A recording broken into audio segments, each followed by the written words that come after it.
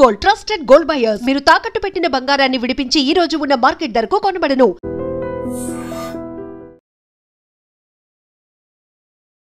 మీ previous వీడియోస్కి వెళ్ళి ఇప్పుడు అందరూ సోషల్ మీడియాలో ఇన్స్టాగ్రామ్లో మీరు కుకింగ్ వీడియోస్ ఏవైతే చేస్తున్నారో దాని కింద ఇంత అందమైన వైఫ్ని కొట్టావా బ్రో నువ్వు అని చెప్పి పెడుతున్నారు. ఆయన ఏ మూమెంట్లో ఎందుకు చెప్పారనేది నాకు తెలియదు. అంటే ఇంటి గుట్టు ఈశ్వరుడు కూడా పట్టలేడు మనం చెప్పుకుంటే తప్ప. అసలు ఒకవేళ నిజంగా కొట్టినోడు కూడా కొట్టానని చెప్పుకోడు. మరి ఆయన ఎందుకు చెప్పుకున్నారో నాకు తెలియదు. కానీ ఇప్పుడు అందరూ వైఫ్ను కొడతావా అని చెప్పి అక్కడ బిందు మాధవి గారు ఆల్రెడీ స్టేట్మెంట్ పాస్ చేసి అసలు నీకు మనసే లేదు, నీకు హృదయమే లేదు అని అక్కడ అన్నారు. ఇప్పుడు కింద కమెంట్ కూడా ఇలాంటి కమెంట్స్ నేను చూశాను మీ ప్రీవియస్ వీడియోస్కి వెళ్ళి. దానికి ఏం సమాధానం చెప్తారు అసలు?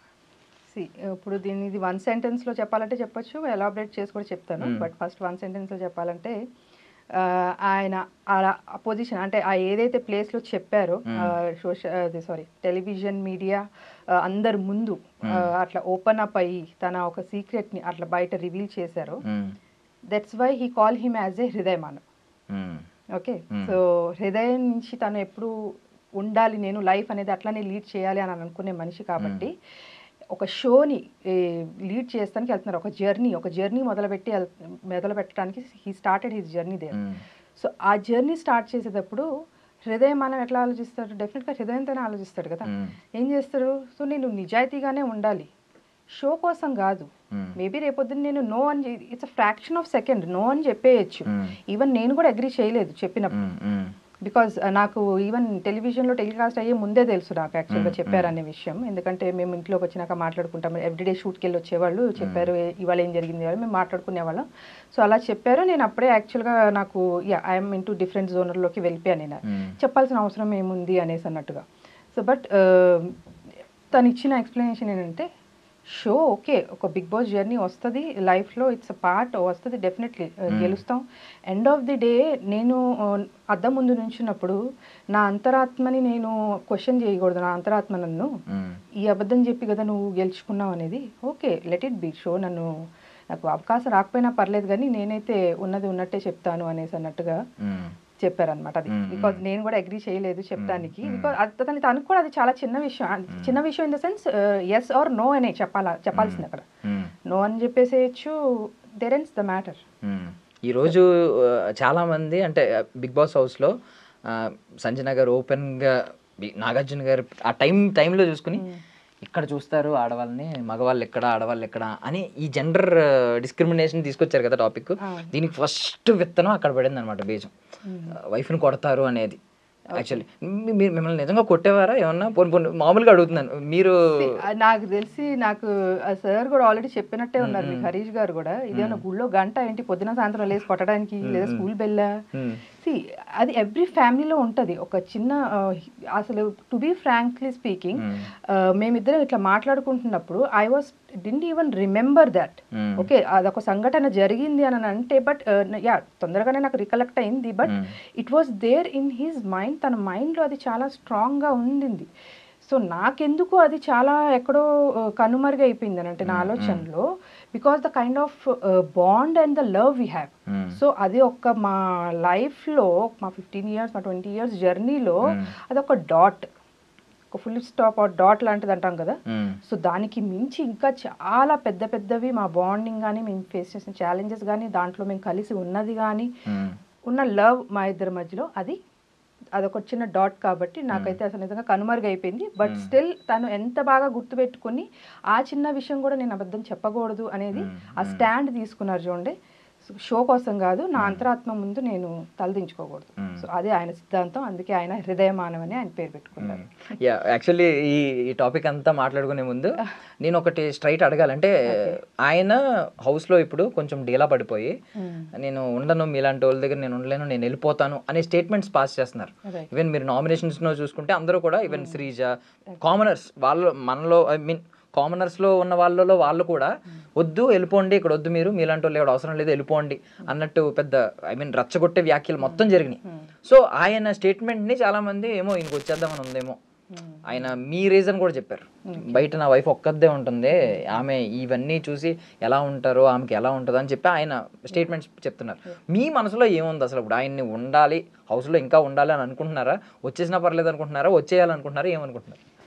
వచ్చేయాలనేది డెఫినెట్గా ఎప్పుడు ఎవరు అనుకోరు సేమ్ అందరిలాగానే. సో బికాజ్ అది మనం జర్నీ ఎందుకు స్టార్ట్ చేసాము, అలాగే ఆయన వీడియోస్, ఆయన ఈవెన్ అగ్ని పరీక్ష దాంట్లో కూడా చాలాసార్లు చెప్పారు అసలు ఈ why Bigg boss. So as a Bigg Boss అడ్మైరర్గా ఆయన ఫీల్ అవుతారు కాబట్టి ఆయన అన్ని కొంచెం ఆయన డిప్రెషన్లో లోలో ఉన్నప్పుడు కూడా సో అదొక కైండ్ ఆఫ్ ఊరటని కలిగించింది. So because he is into kind of చాలా కౌన్సిలింగ్స్లో వాటిల్లో పార్టిసిపేట్ చేస్తుంటారు.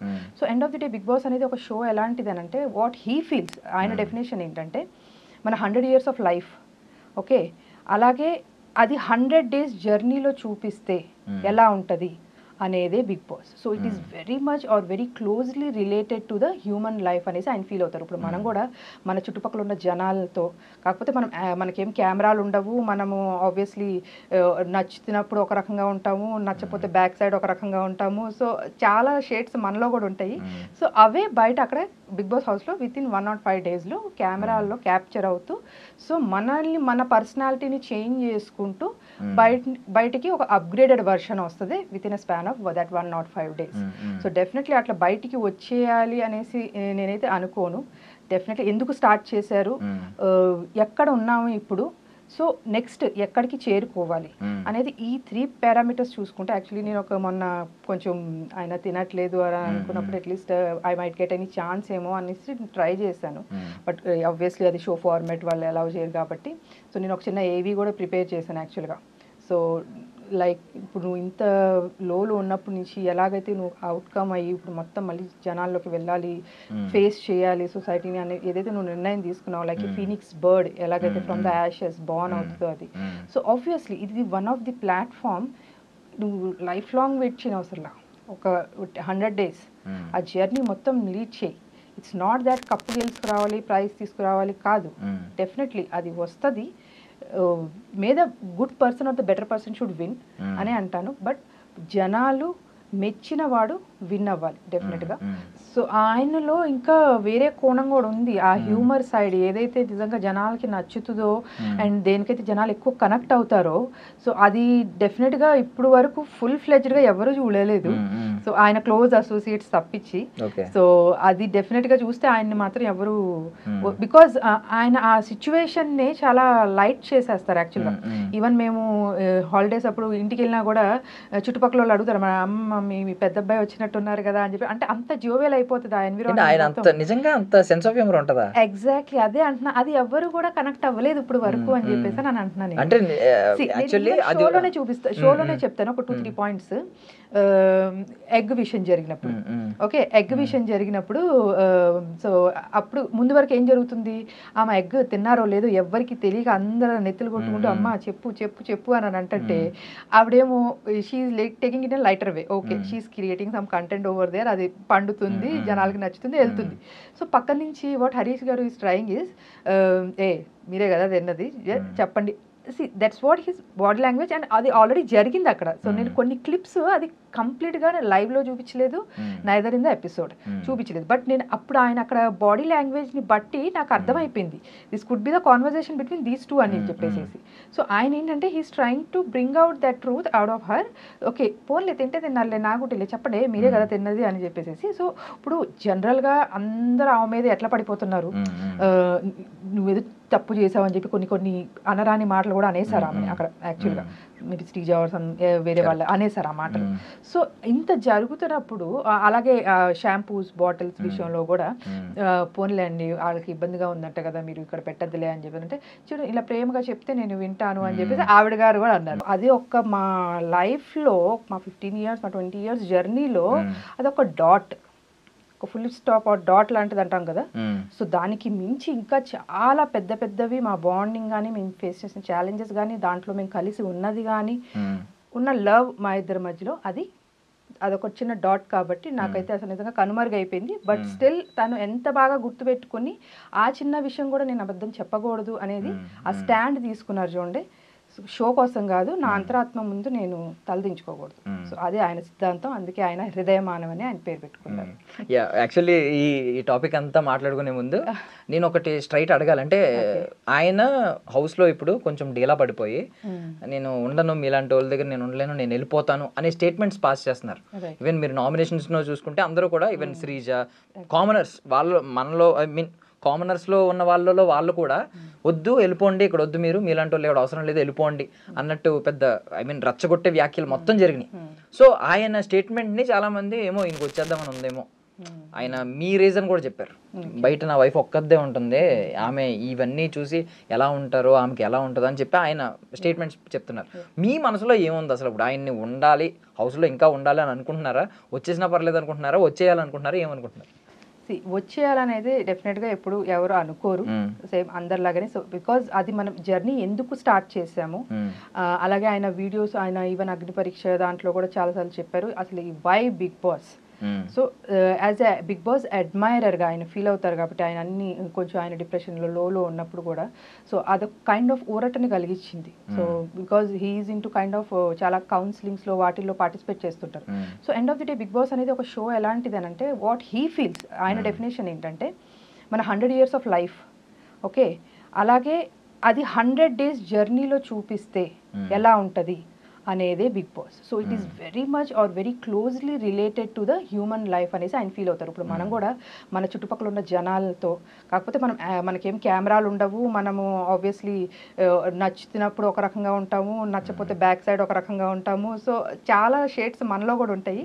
సో అవే బయట అక్కడ బిగ్ బాస్ హౌస్లో విత్ ఇన్ 105 daysలో కెమెరాల్లో క్యాప్చర్ అవుతూ సో మనల్ని మన పర్సనాలిటీని చేంజ్ చేసుకుంటూ బయటికి ఒక అప్గ్రేడెడ్ వర్షన్ వస్తుంది with in a span of that 105 days.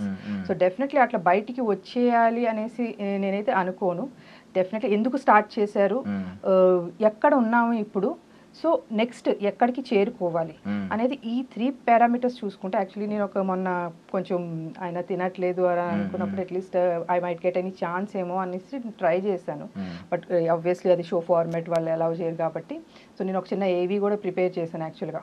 So like ఇప్పుడు నువ్వు ఇంత లోలో ఉన్నప్పటి నుంచి ఎలాగైతే నువ్వు అవుట్కమ్ అయ్యి ఇప్పుడు మొత్తం మళ్ళీ జనాల్లోకి వెళ్ళాలి, ఫేస్ చేయాలి సొసైటీని అని ఏదైతే నువ్వు నిర్ణయం తీసుకున్నావు, లైక్ ఫీనిక్స్ బర్డ్ ఎలాగైతే ఫ్రమ్ ద యాషెస్ బార్న్ అవుతుందో అది.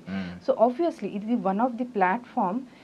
నువ్వు లైఫ్ లాంగ్ వెయిట్ చేయని అవసరంలా, ఒక 100 days ఆ జర్నీ మొత్తం లీడ్ చేయి. ఇట్స్ నాట్ దాట్ కప్పు గెలుచుకురావాలి, ప్రైజ్ తీసుకురావాలి కాదు, డెఫినెట్లీ అది వస్తుంది.